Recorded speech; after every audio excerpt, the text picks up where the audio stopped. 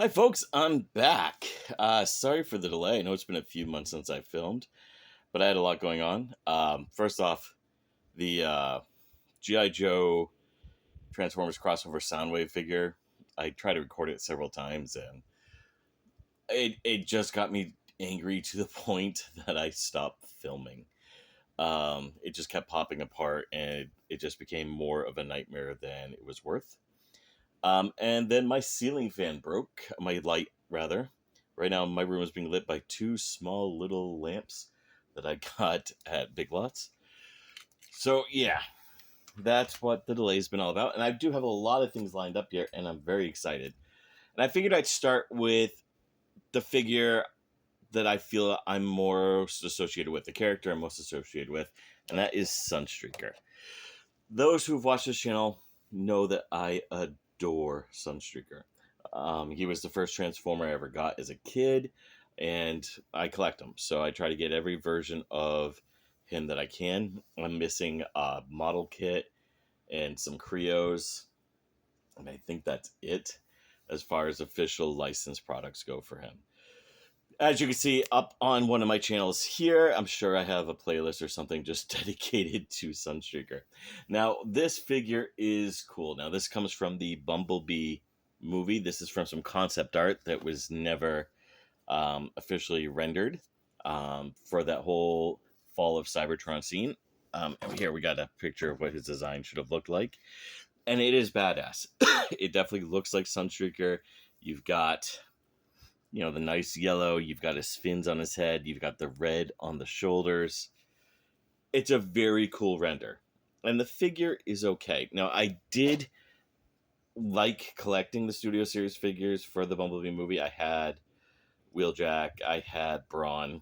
I sold them a couple years ago. I still have Arcee, so I'll be using her in a comparison here in just a minute. But just taking a look at the box, you do get that lovely art. You do get the beautiful headshot, which is just absolutely gorgeous.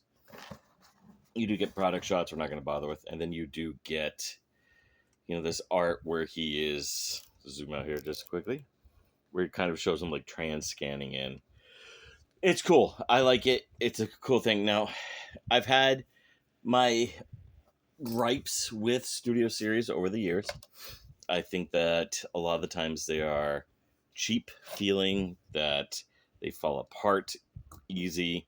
They're like somewhere between a Bayverse figure and a Masterpiece figure. But I still really dig them for what they're trying to do. And I do like this. Now, I do have gripes, and that has to do more with the robot mode than anything else. Right off the bat, let's go ahead and take a look at this vehicle mode. And this is gorgeous. Unfortunately, my lighting is not going to do this justice at the moment, but he is this beautiful yellow Cybertronian race car. You do have this wonderful designs, these beautiful lines. Apparently there is a assemblage issue, and mine has it, but I'm not going to bother trying to fix it.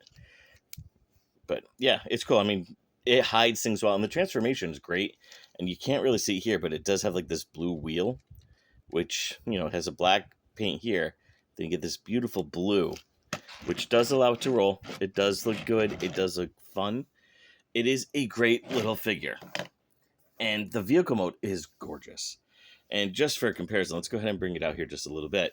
Now, like I said, I did sell the rest of my Bumblebee movie stuff.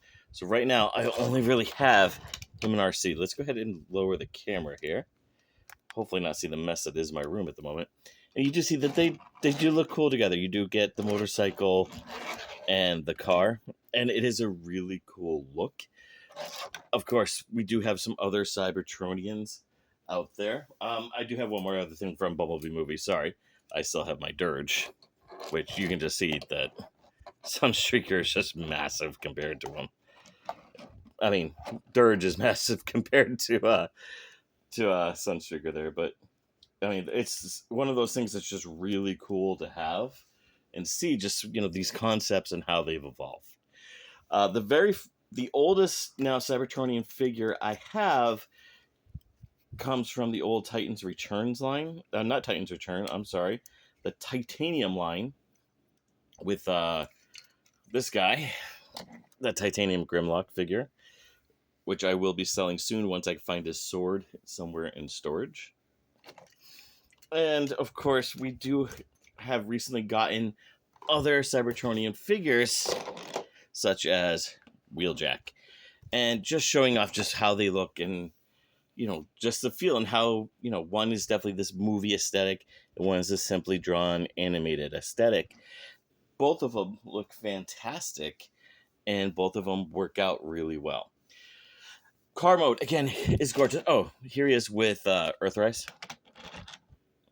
because I don't feel like getting my Masterpiece or my G1 figure transformed at the moment. So just to show you, I mean, it's a beautiful update on car, especially the Lamborghini look that Sunstreaker is known for. And one of the best things about this figure is how simple and yet how much fun this is to transform. Now, he does come with these two guns.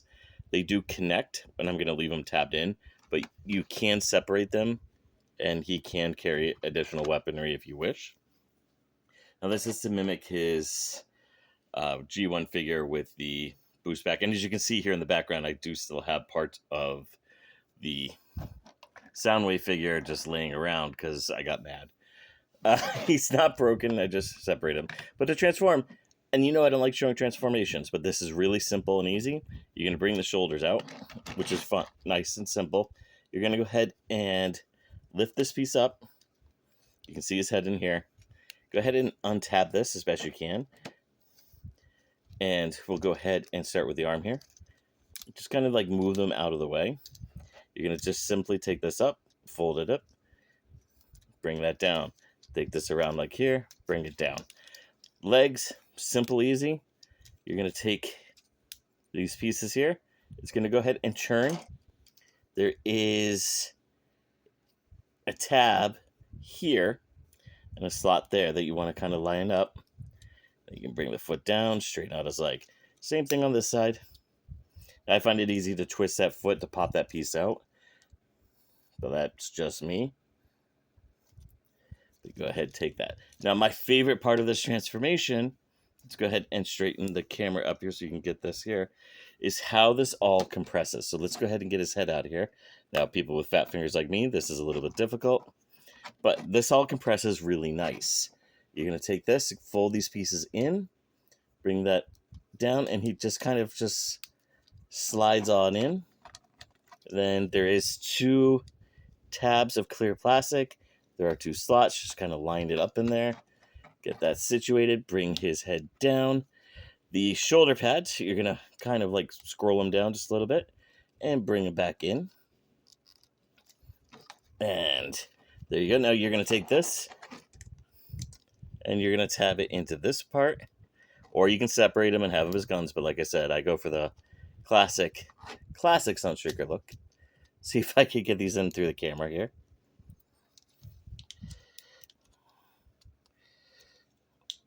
There we go.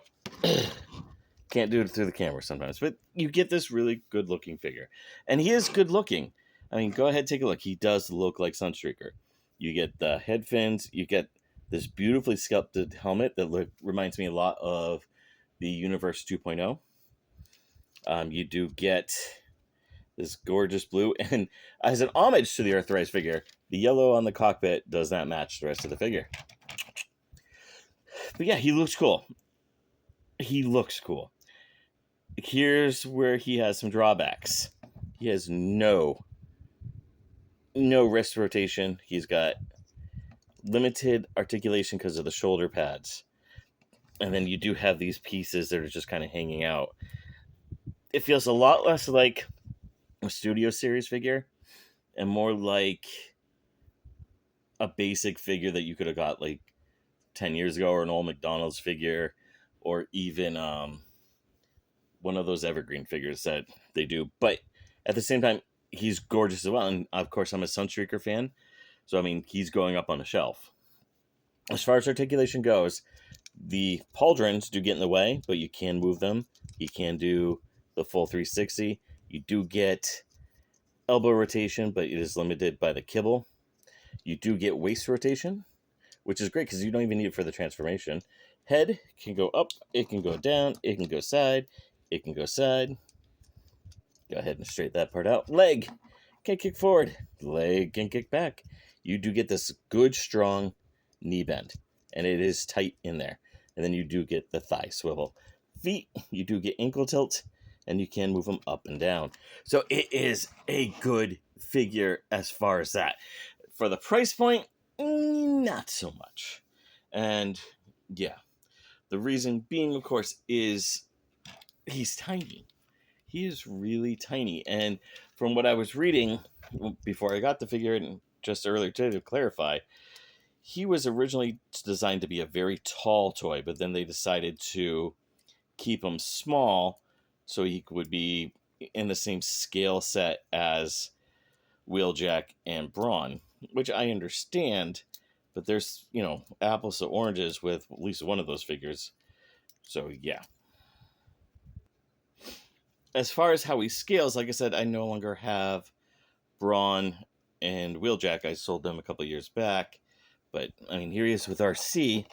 Let's see if I can get her to stand, because she's got those wheel feet here. He is taller than her, at least, but not by much. And given that, she's supposed to be one of the smaller scale figures from that line, the fact that he's around the same height is a little bit discerning as far as that goes. But again, he didn't appear on screen, so we really don't know what the final product would have been on screen for him.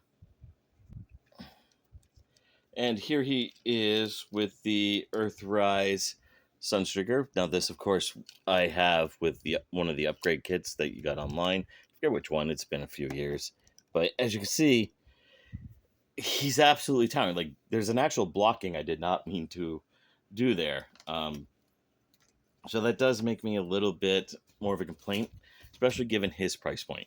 With shipping, he costs almost $30. And that's a lot for a figure. I mean, he was like 20 for the figure itself. And then, yeah. But he does look good with Sunstreaker. I mean, you can see that there's definitely that whole homage to him and that whole reference to his design. And lastly, here he is with the War Within Grimlock. Now, I'm not going to transform Thrust. I don't have enough time to do that right now. But as you can see, I mean, this is basically an evolution on the downsizing of plastic over the past 20 years. But you can see exactly my point. It is smaller. He's got limited articulation in the hands. He's not necessarily to scale. Her shoulder pauldrons are popping off. It's driving me nuts. But yes, but at the same time, he looks fantastic, and he's going to go look very good on my Sunstreaker shelf. I'm very excited to have him on that shelf, and I really hope that we get more updated versions of him in these other lines. Like, there's that new little model kit line that they're doing that are blind boxes. I hope we get a Sunstreaker, and I hope we get some other stuff like that as well. One last thing to talk about, and I always forget to talk about it with these reviews, is the backdrop. Let's go ahead and get everyone out of the way here. The backdrop is, of course, the whole fall of Cybertron, as we saw in the Bumblebee movie. It looks like a rundown city. There's smoke, there's electronics, there's blasting. It's a background. I don't normally keep boxes except for the Masterpiece figures, but I do intend on keeping this one because I do really like it, and it does give me a nice little display for my Sunstreakers. So yeah, that's this review. I do thank you for watching. If you liked it, please comment down below. If you didn't like it, don't comment down below. But please subscribe. And again, I am going to be recording more. I do appreciate everyone's patience over the past couple months. But yeah, I look forward to talking to you guys soon. Up next will be either Medics or Wheeljack. Thank you.